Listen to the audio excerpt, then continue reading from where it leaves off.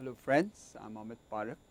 I'm essentially a professional trainer in the space of finance. Now, before I get on with what I what I essentially deal in, let me give you a sense of the qualifications that I have with me. I am essentially a finance MBA graduate from IIM Ahmedabad. I also did my chartered accountancy. I went on to do my CFA as well as my FRM. Uh, Before getting into academia, that is into the space of training, I worked in the banking as well as the investment banking industry. Uh, I worked with JP Morgan for around 3 years and with ICICI Bank for a couple of years. And today I'm into the field of academia. I also undertake corporate training. Now, I'm sure having looked at the multiple qualifications that I have, a lot of you would be wondering that having done an MBA and that too, let's say from a premier institute like IIM Ahmedabad, why should somebody like me go ahead and do a CFA, right? So let me just give you some sense of history to it. When I joined JP Morgan, I had already done my MBA as well as my CA. My employer still insisted that I should go ahead and do my CFA. Now that does speak a lot about this course. As an MBA student, I'm sure this question hits you as well, that being somebody who's interested in finance and hence you are doing a specialization in finance, do you really need to do a CFA? Is it really redundant or is it not? So what I would do is go through a few slides where I would try to address some of the questions that comes up in the minds of you people. So let us start off with the slide. Why should an MBA do a CFA? Now, I think there are some pertinent questions that need to be answered. Do I learn everything about finance? Is everything within the space of finance, or may I say investment, gets taught while I'm doing my MBA? And if all these subjects are on offering, am I able to learn them in depth? So let me address both these questions. Now please do remember, MBA by nature is a rapid course. You have first year wherein you deal with all the disciplines, be it finance, marketing, human resources, or operations. And in the second year, you go ahead and specialize. And I'm assuming that I'm talking to people who are interested in finance. A lot of you would go ahead and do your specialization in finance.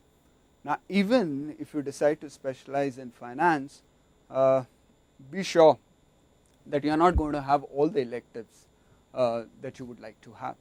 So you want to learn derivatives, you want to learn fixed income securities, equities, uh, financial quants. Am I going to have everything on the platter? Possibly not. Okay, a lot many business schools don't have all the electives on the menu. So to that extent, you are not able to learn everything that is required for a professional to be in the space of finance or investment industry. The next question, even if I have some of these electives, so let's say if I have fixed income securities, or let's say if I have derivatives, am I able to learn in depth? Well, most of these electives would carry, let's say 30 class hours, and there would be an exam at the end of these 30 class hours, wherein you need to achieve a certain grade, and that's it. Okay, the exams are conducted in house, so there is no strong qualifying mark that you need to achieve. There is no common standardization. You are not able to map yourself against other finance students who might not be there in your college but might be somewhere else. So uh, so one is the lack of a standard exam which allows you to rank yourself on a larger scale, and two is the lack of depth. Given that you have merely 30 hours to look at every area, I'm not too sure whether you are able to learn everything which is there in that particular area. So fixed income securities, am I able to learn end to end? I'm sure you are not. Derivatives, am I able to learn end to end? Well, you are not. Okay. So while that learning helps, I think Doing a more specialized course in finance just helps you enrich that learning and helps you to come up with a qualification which is, may I say, far more credible in the industry. So my answer, my simple long and short answer to these questions, I'm not able to learn everything about finance, a lot about finance, and I'm constrained to learn in depth about the various electives that are on offer. Now, uh, these are some of the limitations which an MBA course has, and I believe somebody who's genuinely interested in the space of finance might look at CFA as a plausible supplement to the MBA degree that he is looking to achieve. Now, why would I call CFA a great finance course? From my own personal experience, I believe that my learning acquired a different scale having cleared every successive level of CFA. CFA level 1 had a major overlap with what I did in MBA, and so to a certain extent it reinforced my learning that I had during my MBA days. Level 2 and level 3 brought me completely to a different scale. I mean, I discovered many things which I had not looked at or which I had not understood. So, to all the students who are not initiated to CFA, let me give you a sense of the kind of mix that the CFA course has for you. Now, this of course is the level 1 exam breakdown, but please do remember that most of these areas get extended to level 2 as well as level 3. So, I mean, think of all pertinent areas within the investment space. So, you have all the asset classes that you can think of: equity, fixed income, and then you have derivatives, you have alternative investments, which looks at all the other assets, real estate, hedge fund, and so on and so forth. You have portfolio management, and along with finance, you also get tools that are applied in finance. So, quant tools, which is what you study in quantitative methods, and economics, which again has a strong interlinkage with finance. So, it's a slew of areas which are put on offer within the CFA course and which makes it a great package. Now, please look at this slide. I mean, having gone through CFA, and if I were to condense my observation, I would say it's a great mix. It's a very well structured, very well thought over mix. You have ethics, you have quants and economics, which are kind of support verticals as far as finance is concerned, and then within finance they look at possibly all the important asset classes, and it is very well structured. Unlike many other exams and courses where you would study one topic and get done with it and you move on, here that touch is maintained all throughout. So, if you've done equity in level 1, you would go ahead and do it in level 2 and level 3.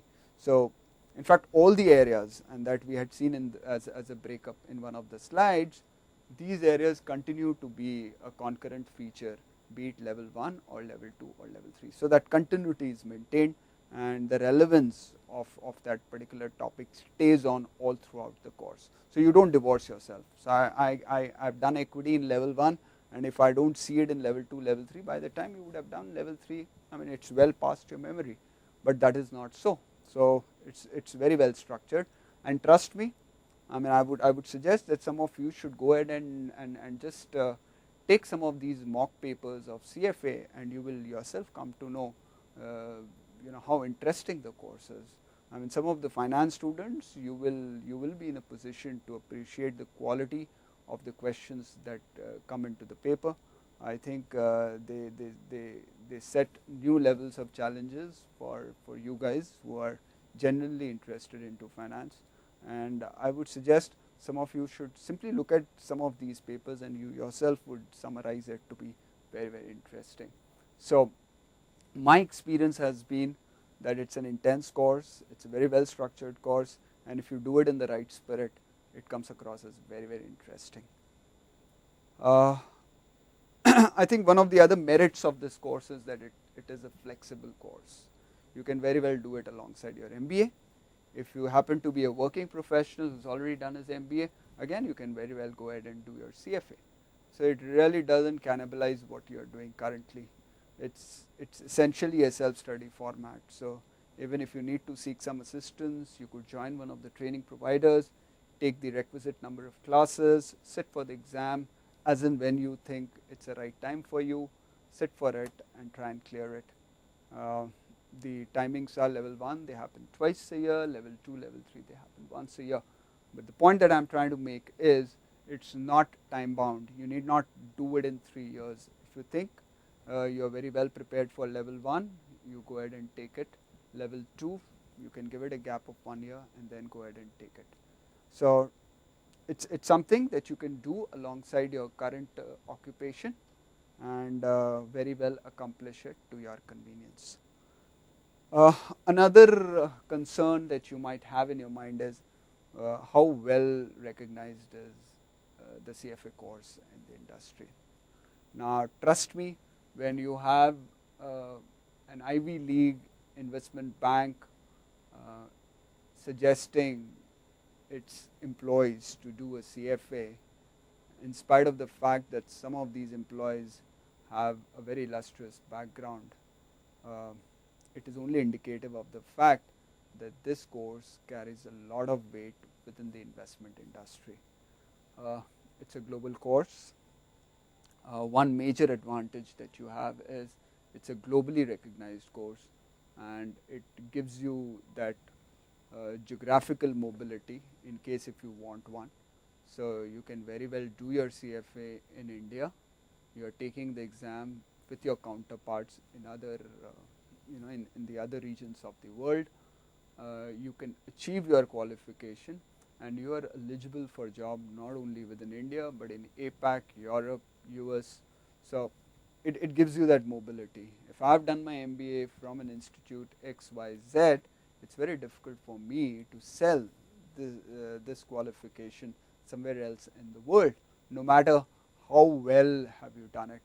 So to a lot many students who are doing their MBA, let's say from not a very well-known institute, I think CFA, especially for those who are good at finance or interested in finance, should become an automatic choice, because that puts you at the same platform as your other friends are or other students are all around the world. So just to give you a sense of, have a look at the slide, just to give you a sense of the kind of employers who look at CFA very, very favorably. You have all the top banks out there. So the global employers, the employers in India, if you look at, you have all the private banks, investment banks out there on the list. So the final outcome, which is in terms of whether a CFA qualification would help me achieve a job, I would say it would help you achieve a very, very respectable job. So anyone who's doing his MBA, he supplements it with CFA, you are only adding to your chances of getting a better job. So my firm answer to the question, would CFA add value to my profile? Yes, it would, and I think it would add a lot of value. I mean, I vouch for it, and you can very well take my words for it, that CFA as a CV point would be taken very, very seriously by all your prospective employers. So this address was essentially to give you a sense of somebody who's gone through the journey of having done his MBA, and then I went ahead and did my CFA, and I thought it would be relevant for me to highlight the reasons behind it. I'm sure some of you would be able to relate to it and would be able to benefit out of this discussion. Thank you.